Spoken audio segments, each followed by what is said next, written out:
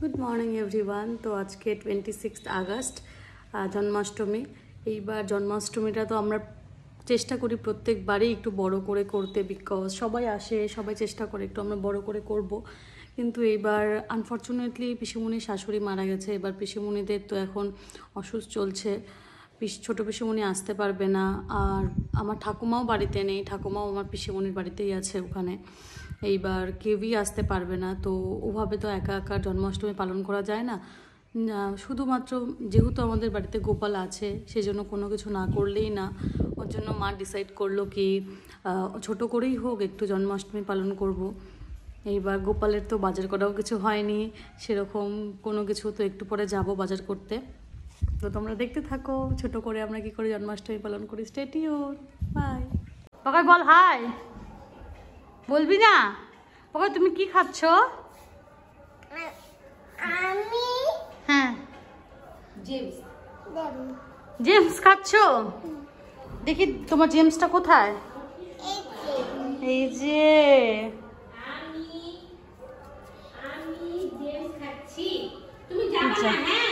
এই যে পিসিমণি তালের বড়া ভাজছে। পিসিমণি তুই আজকে উপাস, পিসিমণি আজকে ডাবল উপাস, শিব ঠাকুরের উপাস প্লাস জন্মাষ্টমীর উপাস না পিসিমণি? পিসিমণি একদম নির্জলা উপাস করছে, জলও পর্যন্ত খায়নি। কি সুন্দর পিসিমণি তোমার তালের বড়া। দেখতে থাকো আমি কিভাবে তালের বড়া বানাচ্ছি। হ্যাঁ দেখো, সবাই দেখো।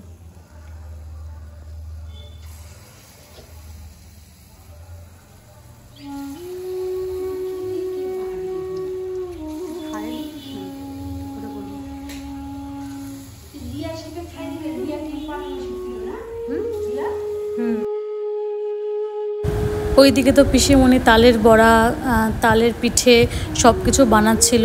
আর এদিকে ভাবলাম আমি একটু কেক বানিয়ে নিই গোপালের জন্য। প্রথমে সামান্য পরিমাণ ময়দা নিয়ে নিলাম, ময়দা আটা মিক্সড করে নিয়েছিলাম আমি। তারপরে ময়দা নেওয়ার পর সামান্য একটু লেবুর রস, একটু ভ্যানিলা এসেন্স কিনে এনেছিলাম, ভ্যানিলা এসেন্স দিয়ে দিয়েছিলাম।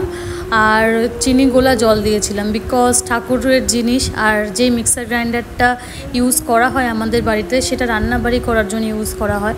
ওই মিক্সার গ্রাইন্ডারে মা চিনি গ্রাইন্ড করতে দেবে না। এবার কোনো কিছু উপায়ও নেই, কিছু তো করতে হবে। কিন্তু গ্রাইন্ড করা চিনি কেকের জন্য খুবই ভালো। আর চিনিগুলা জল আমি দিয়েছিলাম, ঠিকই ছিল। তো সামান্য চিনিগুলা জল দেন একটু সাদা তেল দিয়েছিল। আর যেহেতু ঠাকুর ঘরে কোনো বেকিং পাউডার বা বেকিং সোডা কিছুই ছিল না, আর আমার বাড়িতে ইনোটাও শেষ হয়ে গেছিলো, ইনোও আনা হয়নি। তার বদলে গ্যাসোফাস ছিল বাড়িতেও, তো ভাবলাম আজকে একটু গ্যাসোফাস দিয়ে ট্রাই করে দেখি।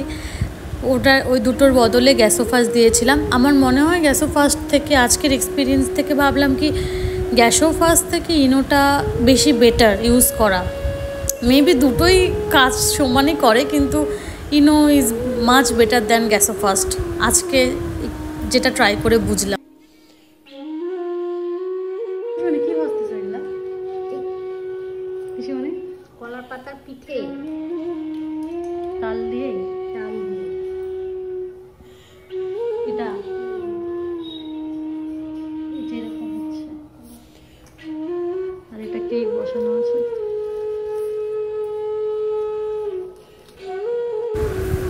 আমাদের বগাইটা এত দুষ্টু হয়েছে কি বলবো। ও তো পুরো মানে ঠাকুর ঘরটা লাফালাফি করে শেষ করে দিল।